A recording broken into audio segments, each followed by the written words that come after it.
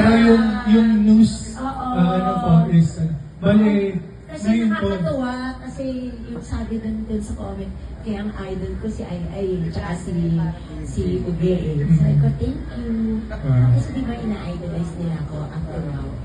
Kasi nga, dahil parang, I think, dahil, kumbaga, ano yan, parang reaction na sunod-sunod. Kasi nga, nagte-trending yung Tanging Ina, nagte-trending yung kanta, nagte-trending yung movie. So, sunod-sunod na. So, parang si Ai lang ang malakas, Keme-Keme, Subarut, mga ganun. So, thank you naman ako. how do you feel na, pati yung sa Tanging Ina, yung kahit yung pagsipa ng can, is inuulit siya hanggang ngayon sa either ano po, Instagram and Or TikTok. TikTok. Yes. Kasi talagang classic naman talaga yun nung ginawa eh. Ganun siya kahirap. Kasi talaga naglakad ako.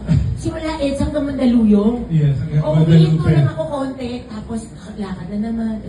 Kasi ang ano doon, kasi yung nanay ni Direk Wen, RIP Direk, nagbebenta ng libro na naglalakad.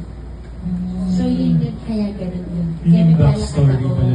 Yun yung backstory. Nilakad ako ng lakad para maghanap ako ng trabaho na talaga namang napakalayo talaga ng nilakad ko. Yung itsura ko, ganun-ganun talaga yung itsura ko sa totoong buhay. Kaya talagang pagod na ako.